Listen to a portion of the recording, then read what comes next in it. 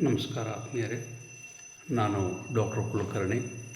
ನನ್ನ ಚಾನೆಲ್ಗೆ ತಮಗೆ ಸ್ವಾಗತ. ಇವತ್ತು ಒಂದು ಫಾರ್ಗೆಟ್ಫುಲ್ನೆಸ್, ಮರೆಗುಳಿತನ ಅತ್ಯಂತ ಸಾಮಾನ್ಯವಾದ ಕಾಯಿಲೆ ಆಗಿಬಿಟ್ಟಿದೆ.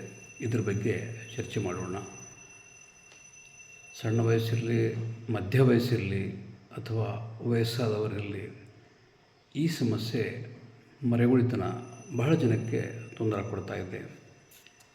ನಾವು ಎಲ್ಲಿಯಾದರೂ ಹೊರಗಡೆ ಹೋದಾಗ ನಮಗೆ ಸಂಬಂಧಿಕರ, ಮಿತ್ರರ ಹೆಸರುಗಳು ನೆನಪಾಗೋದಿಲ್ಲ.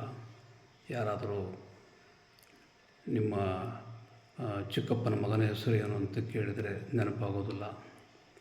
ಆಮೇಲೆ ಫೋನು, ಪೆನ್ನು, ಚಾವಿ ಇವನ್ನ ಮನೆಯಿಂದ ಹೊರಗೆ ತೊಗೊಂಡು ಹೋದಾಗ ಎಲ್ಲರೂ ಬಿಟ್ಟು ಬಂದುಬಿಡ್ತೀವಿ, ಮರೆತು ಬಿಡ್ತೀವಿ, ಮನೆಗೂ ಹುಡುಕಾಡ್ಕೋತ ಕೂಡ್ತೀವಿ.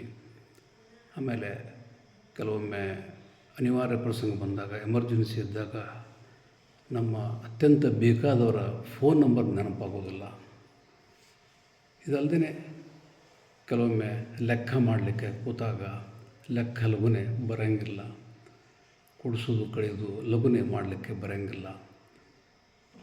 ಇಷ್ಟು ಅಲ್ಲದೆ ಕೆಲವೊಮ್ಮೆ ಏನಾಗ್ತದಪ್ಪ ಅಂತಂದ್ರೆ, ಈಗ ಬ್ಯಾಂಕಿಗೆ ಹೋದಾಗ ಅವರೇನಾದರೂ ಒಂದು ಪಟ ಪ್ರಶ್ನೆ ಮಾಡ್ತಿರ್ತಾರೆ, ಆ ವೇಳೆಗೆ ಲಘುನೆ ಉತ್ತರ ನೆನಪಾಗೋದಿಲ್ಲ. ಸೊ ಇವೆಲ್ಲ ಸಮಸ್ಯೆಗಳಿಗೆ, ಸಾಮಾನ್ಯ ಸಮಸ್ಯೆಗಳಿಗೆ ಏನಂತ ಒಂದು ಪರಿಹಾರ ತೆಗಿಬೇಕು ಅನ್ನೋ ವಿಷಯದ ಬಗ್ಗೆ ಇವತ್ತು ವಿಚಾರ ಮಾಡೋಣ. ನಾನು ಸಿಂಪಲ್ ಕ್ಲಾಸಿಫಿಕೇಷನ್ ಮಾಡಿದ್ದೀನಿ, 5 ನಮೂನೆ. ಅವಾಗಲೇ ಒಂದೊಂದ್ರ ಬಗ್ಗೆ ವಿಚಾರ ಮಾಡೋಣ ಅಂತ. ಮೊದಲನೇದಾಗಿ ಸಂಬಂಧಿಕರದ್ದು, ಮಿತ್ರರದ್ದು, ಇವರದ್ದು ಹೆಸರು ನೆನಪಾಗೋದಿಲ್ಲ. ವಿಶೇಷ ಘಟನೆಗಳು ಏನಾದರೂ ಆಗಿದ್ದು ಅಂದ್ರೆ ಅವು ಎಂದಾಗಿದ್ದು ಅಂತ ನೆನಪಿರೋಂಗಿಲ್ಲ. ಈ ಸಮಸ್ಯೆಗೆ ಪರಿಹಾರ ಏನಪ್ಪ ಅಂದ್ರೆ, ಒಂದು ಡೈರಿ ಮಾಡಿರಿ.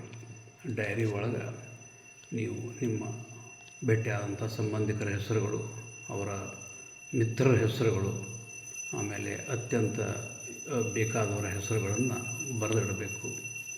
ವಿಶೇಷ ಘಟನೆಗಳು ಎಂದು ನಡೆದದ್ದು ಅನ್ನೋದನ್ನು ಬರಿಬೇಕು. ಬರೆದು ಅದನ್ನು ಯಾವತ್ತಾದ್ರೂ ನಿಮ್ಮ ಜೇಬಿನಲ್ಲಿ ಹಾಕ್ಕೊಂಡು ಇರಬೇಕು. ಆದ ತಕ್ಷಣ ಯಾರಾದರೂ ಒಂದು ಹೊಸದಾಗಿ ಏನಾದರೂ ವಿಶೇಷವಾದಂಥ ಹೆಸರು, ಘಟನೆ ನೆನಪಾಯಿತು ಆಯಿತು ಅಂತಂದರೆ ಆದಮೇಲೆ ತಕ್ಷಣ ಅದನ್ನು ಬರೆದಿಡಬೇಕು. ಇನ್ನು ಎರಡನೇದಾಗಿ ಫೋನು, ಚಾವಿ, ಪೆನ್ನು ಇತ್ಯಾದಿಗಳನ್ನು ನಾವು ಯಾವತ್ತಾದ್ರೂ ಮರಿಬಾರ್ದು. ಅಂದ್ರೆ ಮನೆಯಲ್ಲಿ ನಿರ್ದಿಷ್ಟವಾದ ಜಾಗದಲ್ಲಿ ಇಡಬೇಕು. ಒಂದು ದಿವಸ ಒಂದು ಕಡೆ ಇಟ್ಟೆ, ಒಂದು ದಿವಸ ಮತ್ತೊಂದು ಕಡೆ ಇಟ್ಟೆ, ಹೇಗೆ ಇಟ್ಟರೆ ಅವು ಸಿಗೋದಿಲ್ಲ. ಪರ್ಟಿಕ್ಯುಲರ್ ಒಂದು ಜಾಗ ಮಾಡಬೇಕು, ಅದಲ್ಲೇ ಇಡಬೇಕು. ಇನ್ನು ಮನೆಯಿಂದ ಹೊರಗೆ ಹೋದಾಗ ಅವು ಎಲ್ಲಿ ಇಟ್ಟು, ಹೋಟೆಲಿಗೆ ಹೋದಾಗ, ಯಾರಾದ್ರೂ ಮನೆಗೆ ಹೋದಾಗ ಅಲ್ಲೇ ಬಿಟ್ಟು ಬರ್ತಕ್ಕಂಥ ಸಂದರ್ಭ ಬರ್ತಾವೆ. ಅದು ಆಗಬಾರ್ದು ಅಂತಂದ್ರೆ ಇಂಥದ್ದೊಂದು ಬಾಡಿ ಬ್ಯಾಗ್, ಅಂದರೆ ದೇಹದ ಮೇಲೆ ಹಾಕ್ಕೊಳ್ತಕ್ಕಂಥ ಬ್ಯಾಗ್ ಮಾಡಬೇಕು. ಅದರಾಗ ನಿಮ್ಮ ಸ್ಮಾರ್ಟ್ಫೋನು ಅಥವಾ ಇಂಥವು ಚಾವಿನೋ ಇವೆಲ್ಲ ಇದರ ಹಾಕಬೇಕು. ಪೆನ್ನು ಇಂಥವೆಲ್ಲ ಅದರಾಗೆ ಹಾಕಬೇಕು. ಹಾಕಿ ಇದನ್ನು ನಿಮ್ಮ ಕೈಯಲ್ಲಿ ಹಿಡ್ಕೊಂಡು ಕೊಡಬೇಕು. ಒಂದು ಇಲ್ಲ ಅಂತಂದ್ರೆ ನೀವು ಮೈ ಮೇಲೆ ಹಾಕ್ಕೊಂಡು ಕೂತ್ರಂತೂ ಇನ್ನೂ ಚಲೋ. ಅಂದರೆ ಬರುವಾಗ ನೀವು ಅದನ್ನು ಮರೆತು ಬರ್ತಕ್ಕಂಥ ಪ್ರಸಂಗ ಬರುವುದಿಲ್ಲ. ಇನ್ನು ಈ ಒಂದು ಫೋನ್ ನಂಬರ್ ಮರೆಯೋ ಬಗ್ಗೆ, ನೀವು ಒಂದು ಹಾಳೆ ಒಳಗೆ ಒಂದು 5-6 ಅತ್ಯಂತ ಅವಶ್ಯವಿದ್ದಂಥ ಫೋನ್ ನಂಬರ್ಗಳನ್ನು ನೀವು ಬರೆದಿಟ್ಟು ಅವನ್ನು ಪ್ರತಿ ದಿವಸ ಬಾಯ್ಪಾಠ ಮಾಡಬೇಕು. ಅವು ನಿಮಗೆ ಎಮರ್ಜೆನ್ಸಿ ಯೂಸ್ ಆಗ್ತಾವೆ.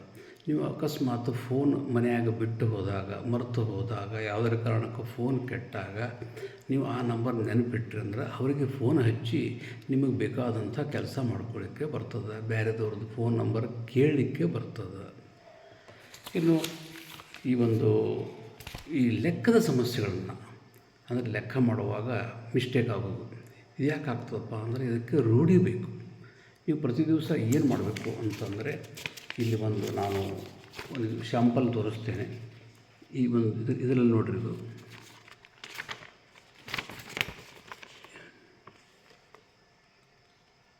ಈ ಶಾಂಪಲ್ ಪ್ರಕಾರ ಅಂತಂದರೆ ಇದರಲ್ಲಿ ಬರೆದಿರ್ತಕ್ಕಂಥದ್ದು ಒಂದು ಏನು ಲೆಕ್ಕ ಅದಲ್ಲ, ಈ ಲೆಕ್ಕವನ್ನು ಈ ಪ್ರಕಾರವಾಗಿ ನೀವು ಪ್ರತಿ ದಿವಸ ನೀವು ಮಾಡ್ತಾ ಹೋಗಬೇಕು.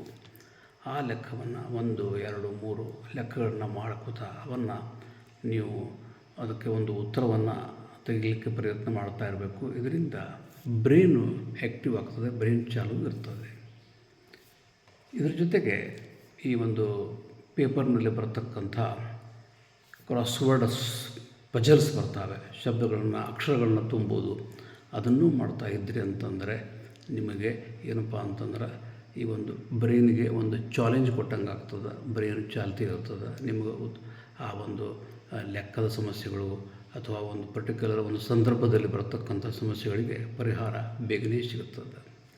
ಇನ್ನು ಕೊನೆಯದಾಗಿ ಅಂತಂದರೆ ಈ ನಿಮಗೂ ಯಾವುದಾದ್ರೂ ಬ್ಯಾಂಕಿಗೆ ಹೋಗಿರ್ತೀವಿ ಅಥವಾ ಪೋಸ್ಟ್ ಆಫೀಸ್ಗೆ ಹೋಗಿರ್ತೀವಿ, ಅವರು ಒಂದು ಪ್ರಶ್ನೆ ಮಾಡ್ತಾರೆ,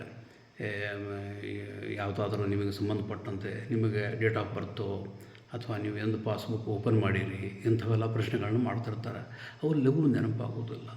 ಅವು ಯಾಕೆ ಆಗೋದಿಲ್ಲಪ್ಪ ಅಂದ್ರೆ ಮೈಂಡ್ ಕಾನ್ಸಂಟ್ರೇಷನ್ ಇರೋಂಗಿಲ್ಲ. ಮೈಂಡ್ ಕಾನ್ಸಂಟ್ರೇಷನ್ ಆಗಬೇಕಪ್ಪ ಅಂದರೆ ಏನು ಮಾಡಬೇಕು? ಮೈಂಡ್ ಕಾನ್ಸಂಟ್ರೇಷನ್ ಆಗಬೇಕಪ್ಪ ಅಂದ್ರೆ ಪ್ರತಿ ದಿವಸ ಬೆಳಗ್ಗೆ ಮತ್ತು ಸಾಯಂಕಾಲ ನೀವು ಯಾವುದಾದ್ರೂ 1-2 ಫಿಕ್ಸ್ ಶ್ಲೋಕಗಳನ್ನು, ಸಂಸ್ಕೃತ ಶ್ಲೋಕಗಳನ್ನು ಅಥವಾ ಓಂ ನಮಃ ಶಿವಾಯ ಇಂಥ ಒಂದು ಮಂತ್ರಗಳನ್ನು 25 ಸಲ ಬೆಳಗ್ಗೆ 25 ಸಲ ಕಣ್ಣು ಮುಚ್ಚಿ ಅನ್ನಬೇಕು. ಈ ಪ್ರಕಾರ ಮಾಡೋದ್ರಿಂದ ಮೈಂಡ್ ಕಾನ್ಸಂಟ್ರೇಷನ್ ಆಗ್ತದೆ ಮತ್ತು ನಿಮಗೆ ಆವಾಗ ಯಾರಾದರೂ ಏನಾದರೂ ಪ್ರಶ್ನೆ ಮಾಡಿದಾಗ ಉತ್ತರಗಳು ತಕ್ಷಣ ಹೊಳಿತವೆ. ಸೊ ಇವು ದಿನನಿತ್ಯದ ಕೆಲವೊಂದು ಮರೆಗುಳಿತನಕ್ಕೆ ಸಂಬಂಧಪಟ್ಟಂತೆ ಸಮಸ್ಯೆಗಳಿಗೆ ನಾನು ಉತ್ತರವನ್ನು ಹೇಳಲಿಕ್ಕೆ ಪ್ರಯತ್ನ ಮಾಡಿದ್ದೇನೆ. ಇನ್ನು ಮತ್ತೇನಾದರೂ ಇದರ ಬಗ್ಗೆ ಸಂಬಂಧಪಟ್ಟಂತಿದ್ದಂದರೆ ಮತ್ತೊಂದು ವಿಡಿಯೋದಲ್ಲಿ ಇದರ ಬಗ್ಗೆ ಮತ್ತೆ ಎಕ್ಸ್ಟೆನ್ಸಿವ್ ಆಗಿ ಚರ್ಚೆ ಮಾಡೋಣ. ಎಲ್ಲರಿಗೂ ಧನ್ಯವಾದಗಳು.